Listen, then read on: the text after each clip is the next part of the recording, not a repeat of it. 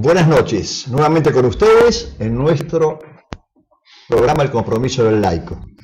Pasa rápidamente las semanas, realmente a uno le sorprende la velocidad con que pasan las semanas. Bueno, hoy tenemos otro tema que se integra también en nuestra defensa de la cultura de la vida. Es un tema triste, es un tema que a uno le produce un sinsabor. La mujer, por naturaleza biológica, diría yo, está llamada a ser portadora de vida. Siempre digo que envidio a las mujeres, que son portadoras de vida. O la hablamos nosotros, obviamente, pero esa portación de vida las hace a la mujer, por así decir, si me permite el término vulgar, un cubículo sagrado. La mujer entonces tiene un rol vital en esto que es la familia. Es el nexo de toda familia. Cuando el enemigo ataca a la mujer, sabe que está atacando la esencia de la familia. Cuando el enemigo preconiza una liberación de la mujer de sus obligaciones, de su propia naturaleza biológica, sabe que está contribuyendo a destruir a la persona humana, porque la mujer, reitero, es portadora de vida. Formamos parte de una generación, que el peor insulto que podían hacer es insultar a nuestra madre. Era el peor insulto que provocaba la inmediata reacción. Pues bien, en estos cultores de la cultura de la muerte, estos enemigos frontales del ser humano concreto, pretenden, como decía, liberar a la mujer y pretenden vender que el aborto es un derecho propio de la mujer, que así como se corta el pelo o la cutícula, las uñas, es dueña de hacer con su cuerpo lo que quiere. Las consecuencias son la legalización, un paso acelerado de este presunto derecho del aborto. Las consecuencias son que las mujeres abortan. Y ahí advierten la gravedad de lo hecho. Por eso, como cristianos, como católicos, y siguiendo estrictamente el magisterio, debemos analizar las consecuencias, que tiene un nombre específico, se llama el síndrome post-aborto. Sin duda alguna, la principal víctima del aborto es la criatura concebida, pero existe esa otra principal protagonista víctima del aborto, que es la madre que aborta. Yo tengo una serie de datos introductorios, pero antes voy a presentar a nuestros invitados de hoy. Con mucho placer, un gran amigo, el doctor Javier Sorondo. Buenas ¿Qué tal, noches? Javi? Un gusto saludarte y te agradezco que estés con nosotros. Bueno. Se dedica a la medicina social, entonces conoce bien de adentro lo que es este flagelo. Y el gusto de presentar a una invitada de lujo que tengo, mi hija. Lo digo de entrada, y es mi hija, María Jimena Verdera de Barril. Ella también es profesora en filosofía, ha hecho el máster en bioética, y otro, junto con Javier, gran luchadora por defensa de la mujer, de la dignidad y sobre todo defensa de la cultura de la vida. Te agradezco, hija mía, que hayas querido venir conmigo. Yo sé que tuve que vencer muchas resistencias, pero estoy contento que hayas venido conmigo. Decía que tengo unos datos introductorios, nada más que para situarlos en el tema, nada más.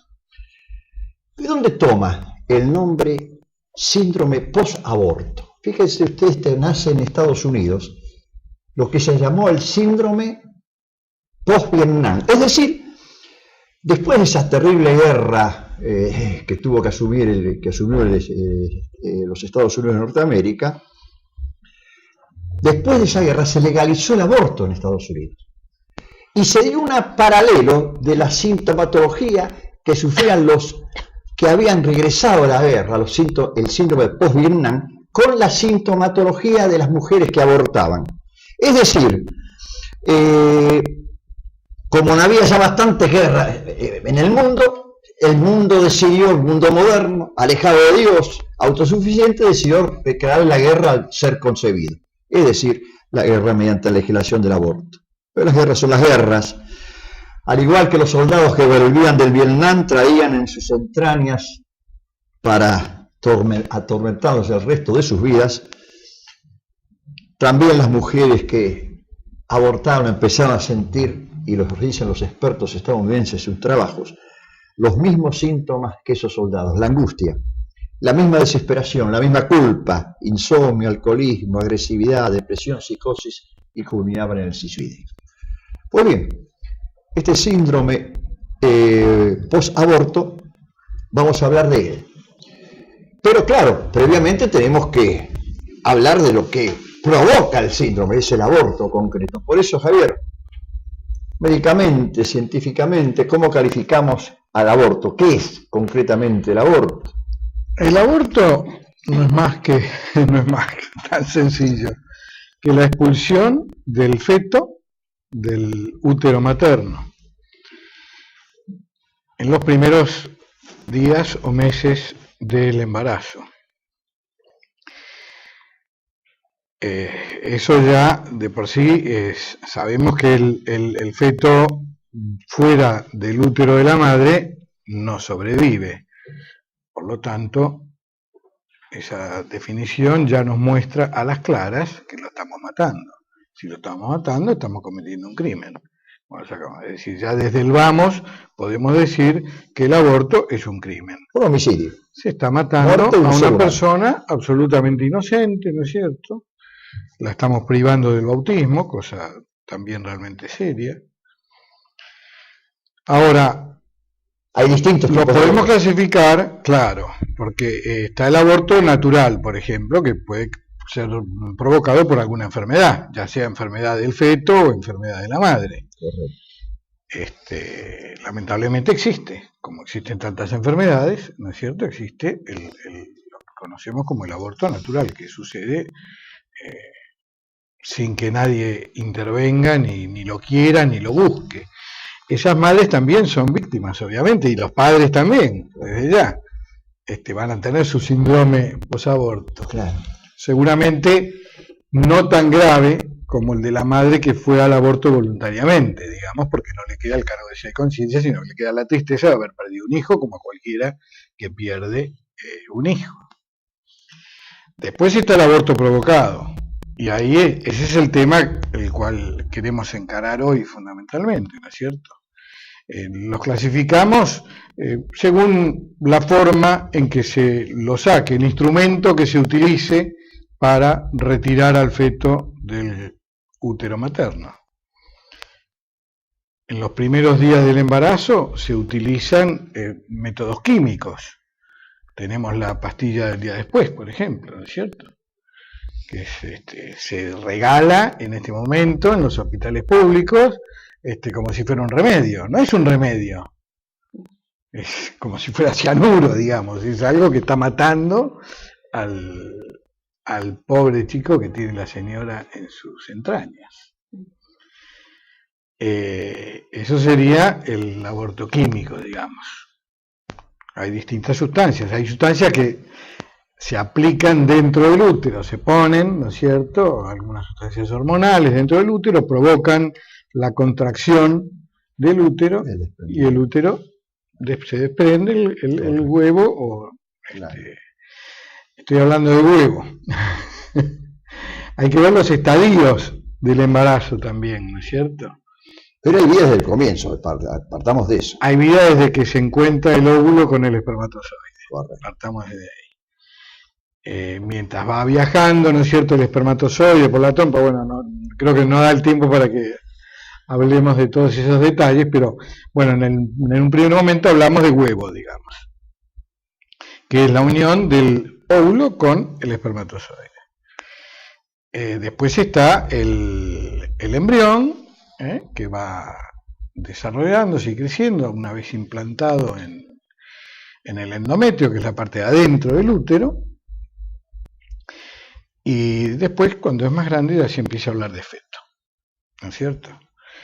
El aborto puede suceder en cualquier momento, obviamente, en los primeros meses, porque si ya es en los últimos meses, cuando ya está el chico es viable, digamos, sería ya un parto prematuro, adelantar el parto, que es otra cosa.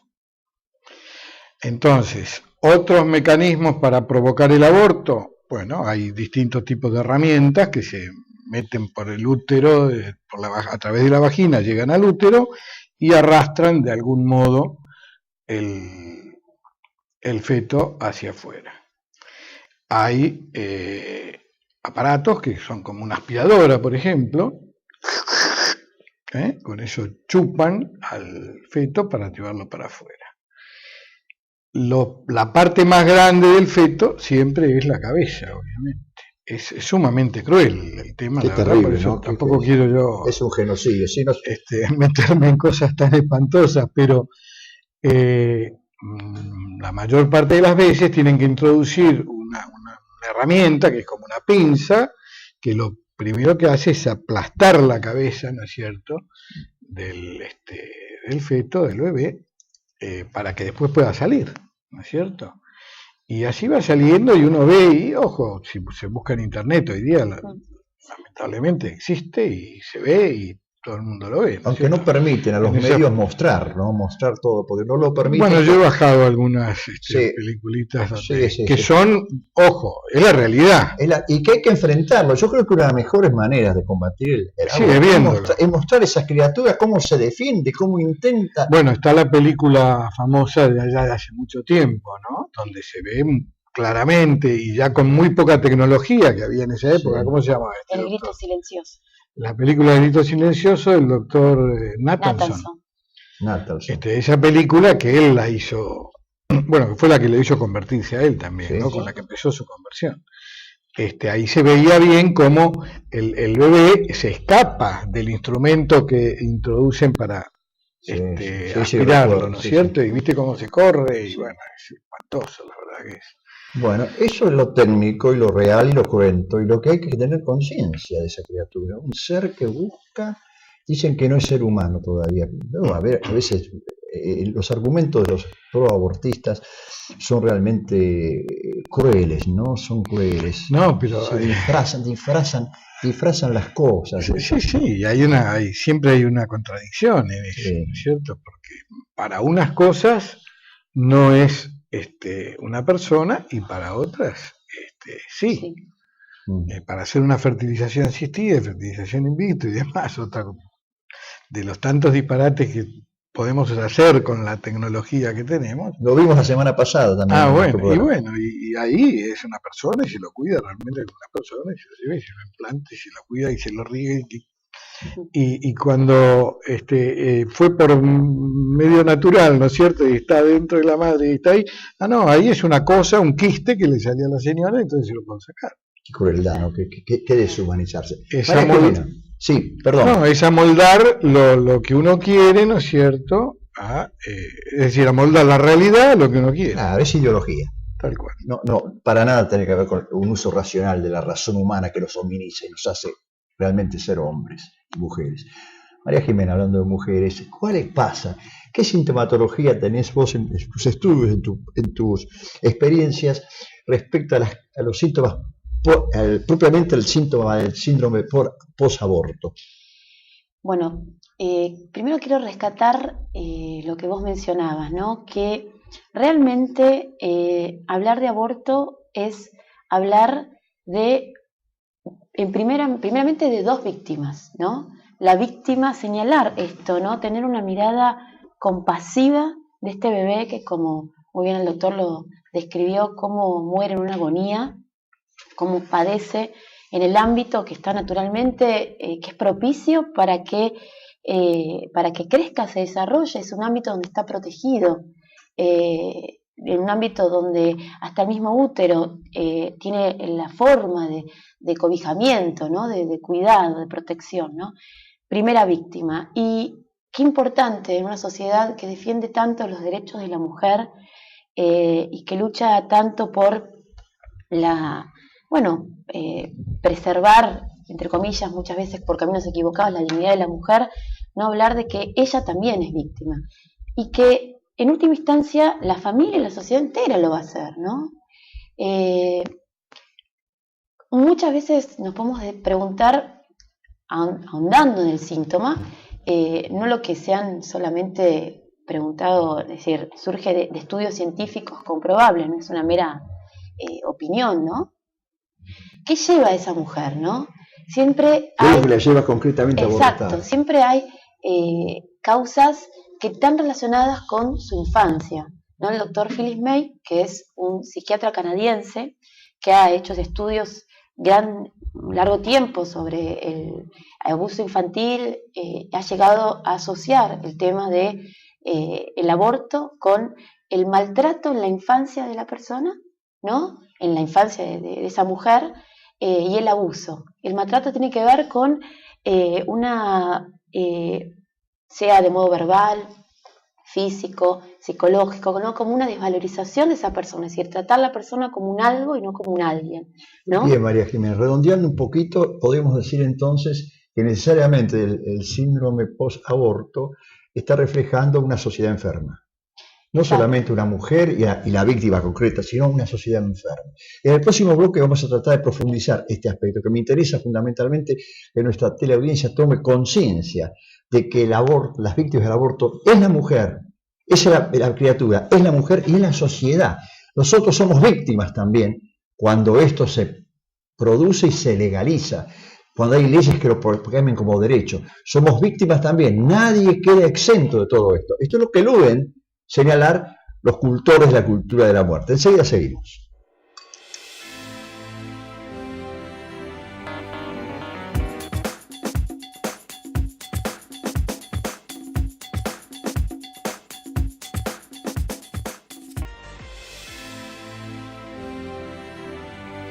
Continuamos analizando las consecuencias de este síndrome posaborto. Hay una relación directa, ¿no es cierto? Primera, que surge.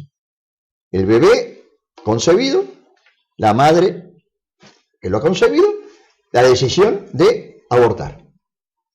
La relación, pienso yo, no hay estudios científicos que demuestren, que eso explica el síndrome posaborto, que es esa relación íntima, está en juego la propia biología de la mujer en juego. María Jimena, ¿no te parece? Sí, por supuesto, como decía en el bloque anterior, ¿no? El doctor Philip Ney y incluso muchas investigaciones más lo comprueban. De hecho, quienes promueven el aborto expresan que existen este síntoma posaborto y expresan también, es decir, se detectan esta relación, ¿no? Estas causas que llevan a esta mujer. Es importante señalar esto, ¿no? A veces pensamos que la mujer aborta simplemente por factores externos, ¿no? Presionada por su entorno, ¿no? Su familia, pero el tema es mucho más complejo, ¿no? Yo hablaba de que estos estudios muestran cómo hay una íntima relación entre el maltrato psicológico, afectivo que hayan recibido siendo niñas y el afrontar un embarazo, que es una situación de crisis, un embarazo. Crisis quiere decir ruptura, ¿no? El hombre actual, es decir, debe, cuando de pronto tiene que afrontar algo que no planea, ¿sí? Debe poner todas sus energías en esto. Pero ¿qué pasa? En la sociedad actual el hombre le cuesta aceptar lo no planeado. Entonces, frente a un embarazo que en sí significa un adaptarme y un asimilar una nueva vida, con todo lo que conlleva, ¿no? No nos olvidemos que entre esa mamá y ese bebé hay un vínculo biológico y psicológico, un vínculo tan íntimo, tan especial, que así como el doctor nos decía muy bien, ¿no? Se da a pesar de que la mujer inconscientemente todavía quizás no detecta que está embarazada, ese bebé le manda signos que hacen que se dé toda una revolución hormonal. Y hay un vínculo psicológico, es decir, la mujer lleva en su naturaleza el instinto a la maternidad. Correcto, María Jimena. Por lo tanto, debe poner un freno a ese instinto para tomar una decisión. Claro. ¿Sí? Entonces, esa crisis, ¿no?, que hablamos frente a un embarazo que no planea, que no espera, desencadena consecuencias fuertes, graves.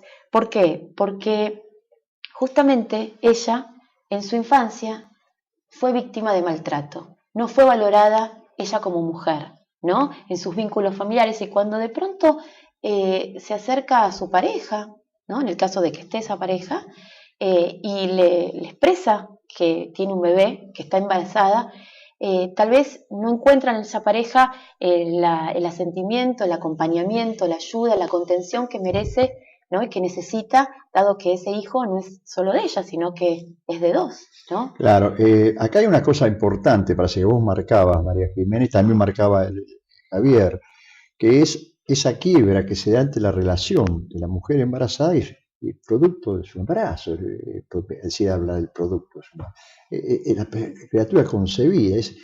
Es imposible negar que se tienen que dar consecuencias biológicas y psicológicas, pero hay algo más, que esto te lo pregunto a vos, Javier, fundamentalmente. Tengo entendido que hay estudios que demuestran una relación entre el aborto y otras enfermedades que sufre la mujer. Sí, en los países donde el aborto es legal y que se hacen a montones y tienen mucho material para poder estudiar, claro, y hacer, además les gusta hacer estadísticas, sí, hacen a montones, ¿no es cierto? Hay un trabajo en Estados Unidos de una revista del Instituto Nacional del Cáncer, que es una doctora, Darling, que estudió en el año 1994 el tema del cáncer de mama relacionado con el aborto provocado.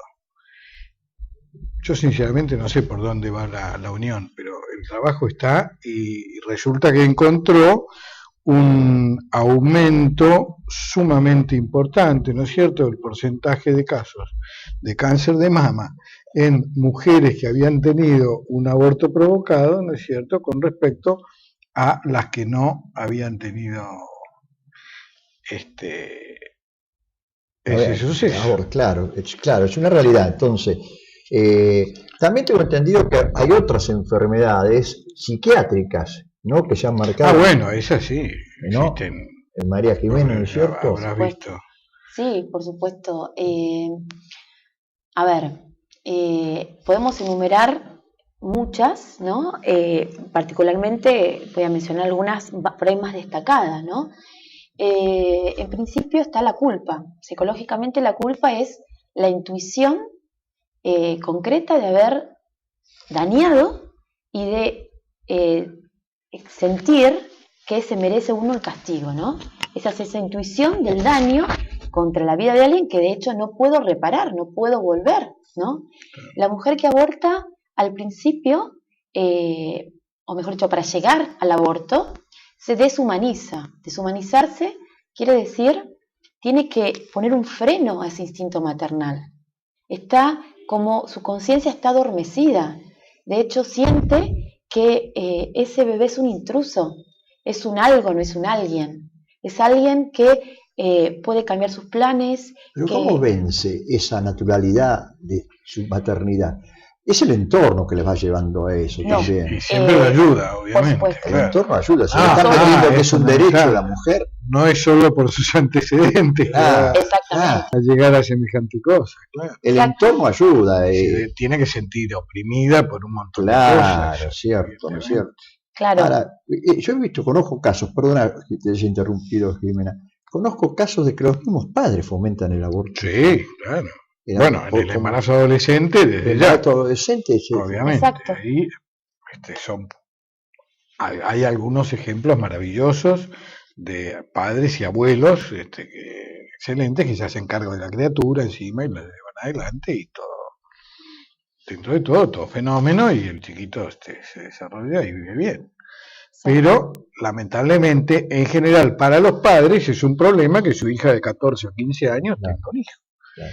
Y entonces, si no tienen mucho conocimiento, no tienen muchas ganas o no son muy generosos, digamos, y el Estado se los favorece y todo lo tienen servido para llevarla a la chica y hacerla abortar, sí.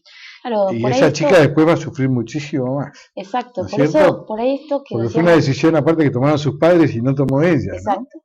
Es decir, los síntomas van a estar presentes. Yo mencioné la culpa, como existe, un baja control de la agresividad, ¿no? Nosotros tenemos canales que nos permiten controlar nuestra agresividad frente a un episodio que nos disgusta. De pronto no actuamos con agresión contra quien nos dañó, ¿no? Estos canales con el aborto es un acto de extrema violencia contra la mujer, contra su cuerpo, contra su psique, contra su persona. Es decir, la parte la divide, por decirlo en una expresión simple, ¿no? Entonces, con el aborto estos canales se rompen. Al romperse estos canales, la mujer, de pronto en una situación simple, ¿no? Reacciona tal vez con una extrema ira. Esa energía que se remite en su entorno, en sus hijos nacidos, en su pareja, a la mujer que abortó, es importante entender, por ahí rescatando un poquito lo que hablábamos antes. Por supuesto que este maltrato o abuso no la determina, no estamos determinados, estamos condicionados, es decir, la predispone a no poder enfrentar esta nueva vida, ¿no? Y todo este entorno que nos lleva, ¿no?, a no aceptar lo que no planeamos, a no ser generosos con la vida nueva, ¿no? Entonces la mujer no encuentra esa ayuda, esa contención, ese consuelo, ese volver a ayudarla a rehumanizarse, a darse cuenta que ella tiene los recursos para ser madre. De hecho, Dios no se equivoca, ¿no? Está claro, ¿no es cierto? Existe una real... A mí lo que me preocupa fundamentalmente es el apoyo. Como cristianos tenemos que contemplar a esas... cristianos como seres humanos, ¿no es cierto? El cristianismo es la mejor forma de ser humano, ¿no? Me preocupa el apoyo que se le debe dar cómo hay que combatir contra todo un entorno que directamente está procurando decir, sí, está bien abortar, estás ejerciendo un derecho, y que soslaya absolutamente las consecuencias que ustedes vienen sintetizado, físicas, psiquiátricas y sociales, ¿no es cierto? Hay Ahora mujeres bien, que tienen unas crisis de pánico, una consecuencia. tanto como consecuencia del que le aparece por ahí el día del cumpleaños, o sea, cuando se cumpliría años el hijo, ¿no? El síndrome del aniversario. El síndrome del aniversario es aquel síndrome que la mujer siente angustia, vacío, una sensación de tristeza, y justo coincide con el momento en que ese aborto se hizo, o lo que sería la intuición de que tiene ella de cuándo sería el nacimiento de ese hijo. Claro. Es decir, a mí me gusta cuando estudiando esto y dialogando con quienes están en esta tarea, ¿no?, y me han podido formar, me gusta ver esta imagen, ¿no? Como si pusiéramos la mano y pusiéramos ese bebito acá. En el aborto, ese bebé puede desaparecer físicamente, pero no sale, no muere, permanece por ende en el corazón, en la mente, en el espíritu de esa mamá, ¿no? Entonces, si lo podemos, en apariencia se desembaraza esa mamá, pero ese hijo, ¿no?, sigue estando en su vida, permanece en su vida. Por eso que se da la culpa, por eso que tenemos este duelo. Yo tuve una compañera en la facultad, sí, años hace obviamente, que es impresionante. Ella había abortado siendo chica, había tenido un aborto siendo chica. Yo pienso que en su búsqueda de superar eso, ¿no es cierto?, se hizo partera, era obstétrica, claro, y después se puso a estudiar medicina. Yo la conocí ya siendo ella partera, trabajaba como partera, ¿no es cierto?, y estudiaba medicina, y éramos compañeros. Como yo estaba ya en grupos pro vida en esa época y peleando contra el aborto y contra todas otras cosas, ella obviamente se enteró y sabía. Cada vez que nos encontrábamos, empezaba a hablar de su aborto, cuando una mujer que parecía que lo había superado, ¿entendés? Claro, y que con ese trabajo y qué sé yo, ella estaba pagando sí, devolviendo un poco lo que ella había hecho mal, ahora haciéndolo bien, claro, ¿no es cierto? Pero así todo, lo tenía metido ahí, porque cada vez que nos cruzábamos o que estábamos frente a una mesa tomando un café o lo que fuere, salía el tema de que ella se había sentido obligada y que estaba confundida y cómo había, es decir, ese arrepentimiento de toda la vida, viste, que es una espina. Los dos ejemplos que ustedes han señalado tan bien, en María Jiménez y el tuyo, yo tengo otra anécdota personal muy grave. Con mi señora, la mamá de esta niña, fuimos 10 años y pico catequistas de confirmación, de chicas adolescentes, 15, 16 años. Uno de los primeros, no sé si primero o segundo grupo, una de las chicas, el nombre obviamente lo reservo, pasaron los años y me llaman un día a casa y hablan con nosotros y quería hablar con nosotros. Esa chica viene y dice, ¿qué tal? Tanto tiempo, Hugo, María Teresa, ¿qué tal? Qué alegría verlo. Y nosotros, ¿te casaste? Sí, yo los participé, sí, no nos acordábamos, tantos chicos pasaron. Bueno, y tenés chicos, tengo 3, pero había insistido en hablar conmigo, ¿no? Y con María Teresa, bueno, y en un momento dado, bueno, y pues querías hablar con nosotros, se puso a llorar. Y no hubo manera de parar, fuera tan dramático que yo pensé que estaba con un problema grave personal, de vida y qué sé yo. María Teresa y yo, mi señora y yo, ¿qué hacemos con esta chica? Hasta que al final nos dijo, había abortado, tenía 3 hijos, y había abortado hacía unos meses. El cuarto por insistencia de su marido. Pero lo grave de todo esto es que ella soñaba con sus hijos que le recriminaban por qué mataste al marido. Y lo tenía encarnado. Era estremecedor escucharlo. Pero acá viene lo más grave todavía. Fue a confesarse. Y el cura le dijo, ¿pero cómo? ¿De qué te acuerdas? Lo hiciste por amor. Ay, Dios mío. Si lo hiciste por amor, no importa. Entonces ella vino, recurrió, porque no se quedó satisfecha, vino, recurrió a un laico a decir, se acordó de su catequista de confirmación, de una familia católica. Vino, pues, yo hablé con el sacerdote, bueno, tema de otro programa. Bueno, pero fíjate vos, qué importancia, cómo queda esto, cómo esta perversidad de la cultura de la muerte introduce esto como derecho y vulnera lo elemental, ¿no es cierto? Esto tiene que tener claro nuestra teleaudiencia, nuestros laicos católicos, laicas católicas, escuchen atentamente todo esto que estamos procurando, traigo especialistas en todo esto para que les muestre, no solamente de un punto de vista religioso, fundamentalmente desde un punto de vista natural, la importancia de la dignidad de la vida humana. Somos colaboradores, y esto ya hablando religiosamente, en el plan divino, en el plan de Dios, somos instrumentos del Señor. Cada vida es una vida querida por sí misma. Bueno, terminamos este segundo bloque, ¿no? Sí. Les dejo una pregunta. Concretamente, ¿hay una acción concreta que ustedes me puedan determinar de ayuda concreta organizada dentro del corpus católico para estas víctimas del aborto, para combatir este síndrome posaborto, para llevar a tomar conciencia? En el próximo bloque lo analizaremos juntos.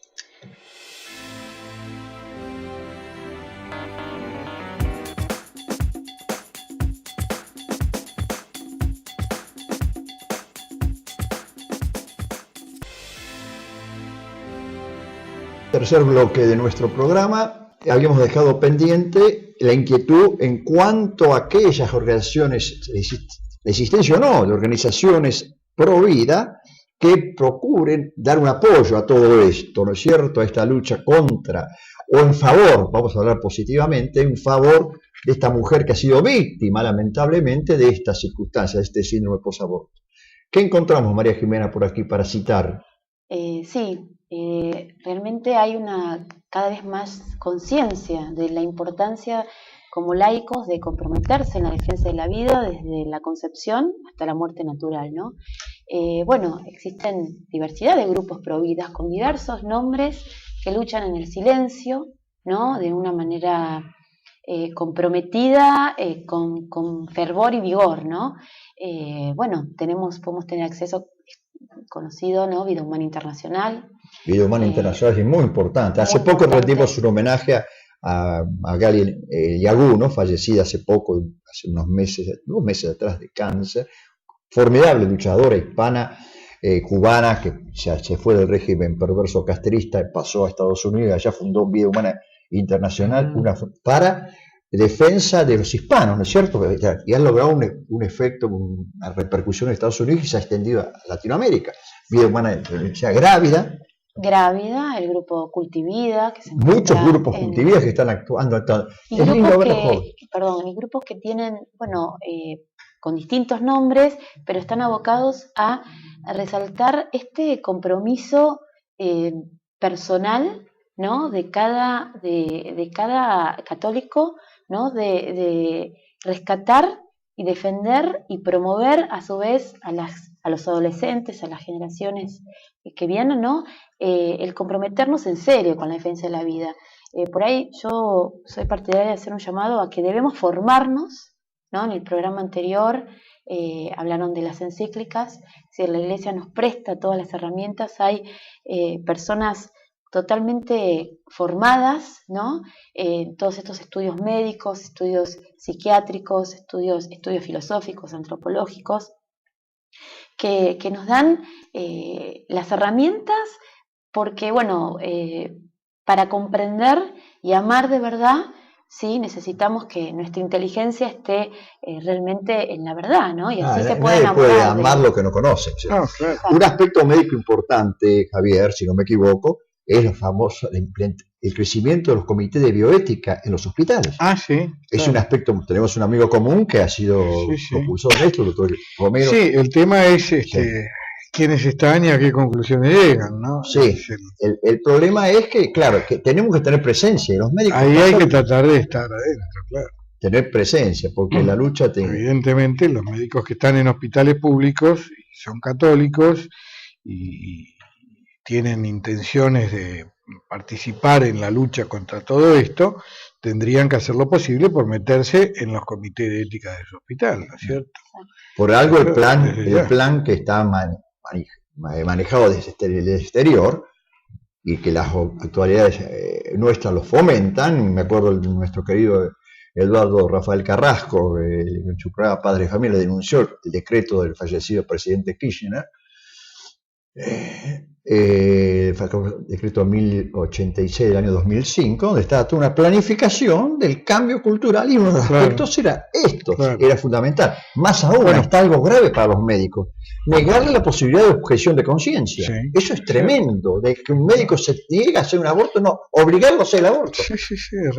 Es algo realmente... No, por eso tiene que ser muy valiente quien se vaya a meter, digamos, en los comités de bioética en los hospitales, porque obviamente van a ser atacados de algún modo, ¿no es cierto? Pero hay que tener presencia, ¿no es cierto? Pero hay que estar, claro. Hay que tener presencia. ¿Vos que te ahora, en general a mí lo que me llama la atención es, hay muchos movimientos pro vida y grupos que se dedican a esto, que sé yo, pero yo creo que existe dentro de la gente común una conciencia en contra del aborto y en contra de y a favor de apoyar a la gente que está en esas situaciones. No sé, ustedes vieron, cada vez que aparece, que se hace público, se hace algún escándalo por algún caso de estas chiquitas que quedan embarazadas en alguna provincia o mismo acá en Buenos Aires, y se arma todo, una gran parafernalia alrededor para que se autorice el aborto, ¿no es cierto?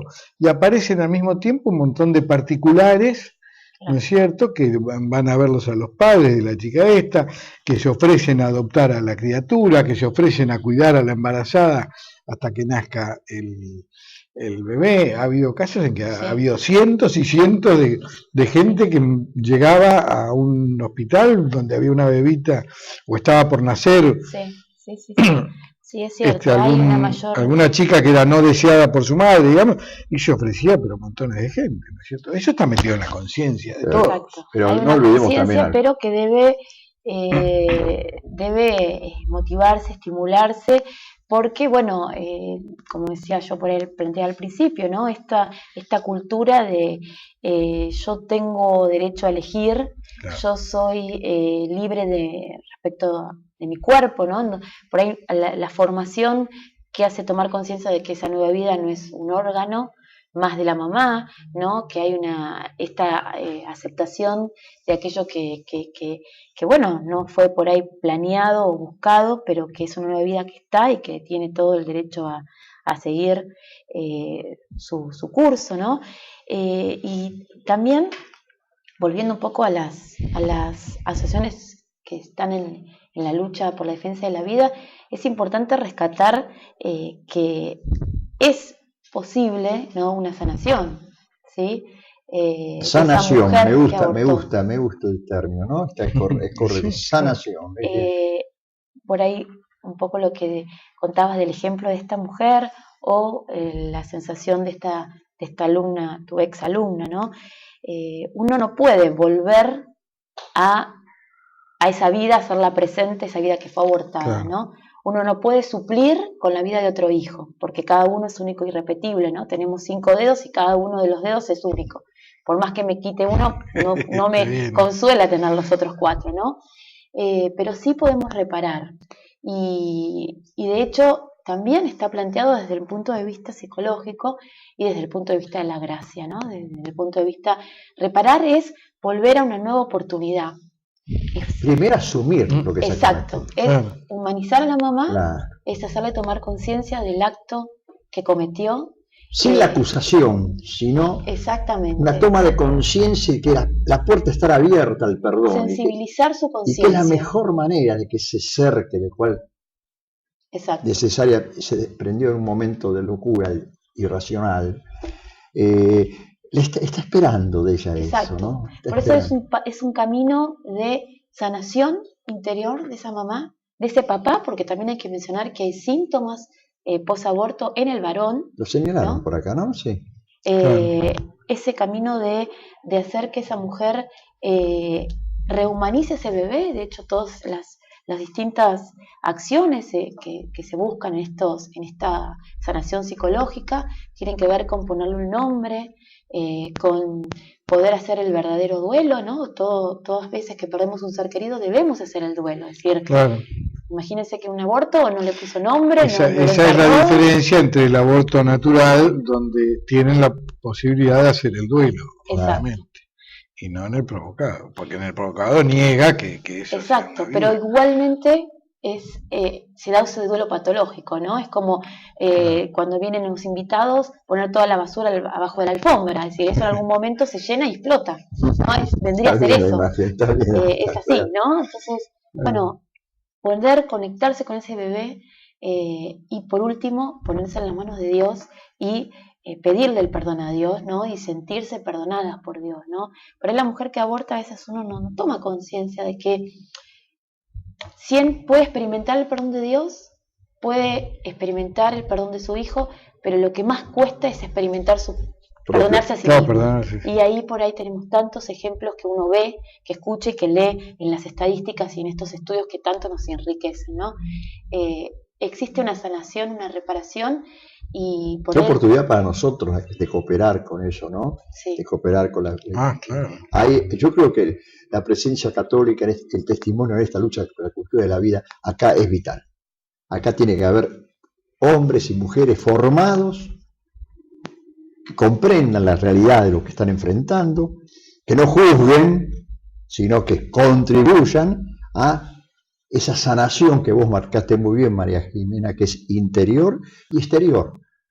Y hacer ver que la mujer que abortó es una pecadora. En última instancia, nuestro Señor se sentaba con publicanos y con prostitutas, ¿no es cierto? Claro. Y quien fuera digno de tirar la primera piedra, que la tire, ¿no es cierto? Decía nuestro Señor el Maestro, mientras escribía con el dedo en el piso, ¿no es cierto? Lo decía claramente. Agradecerles es poco. Yo creo que la audiencia ha quedado muy satisfecha con ustedes. Hemos dado un pantallazo, algo que es un tema doloroso, cruento. A mí particularmente me hiere mi íntima, así como a todo católico tiene que ser, la hiere íntima sensibilidad. Uno que ama a la familia, que ama la vida, uno que agradece la encarnación, y bueno, tener que estar en medios católicos, escuchar a un sacerdote que diga que no es pecado el aborto. Esto duele muchísimo. Uno que ir a la iglesia más que a su propia familia, pues la mejor familia. Esa pobre chica sale peor de lo que va a la iglesia. Si no va al suicidio, pero por Dios. Pero bueno, son los caminos del Señor y tenemos que no escandalizarnos, sino comprender que es la realidad. Javier, te agradezco de todo corazón que hayas contribuido con este programa, que como ves se maneja con muy buena voluntad, pero con testimonio de coherencia de vida. Que mi hija, ¿cómo no agradecerle a mi hija? Es una alegría escucharla hablar y verla y saber que es una luchadora máster en bioética, profesora de filosofía y luchadora por la vida. María Jimena. Yo quiero simplemente decir Sí. algo importante, ¿no? La mejor forma de cuidar la vida humana es a través de la adoración al Santísimo, ¿no? El compromiso con Cristo, ¿no? Porque, bueno, estamos adorando al Señor de la vida y Él nos da la fuerza para comprometernos en serio, ¿no? Para cuidar la vida. Quien tenés al frente tuyo es Vamos. adorador del Santísimo de hace muchísimos años, una hora cotidiana, y eligió la peor hora, que es la mejor para el bien de tu alma. Como siempre les digo, queridos amigos, antes de cerrar el bloque, siempre son invitados de lujo, y en este caso más de lujo, porque parte de mi propia familia y gran amigo. Muchas gracias, cerramos acá y después terminaré con una conclusión final.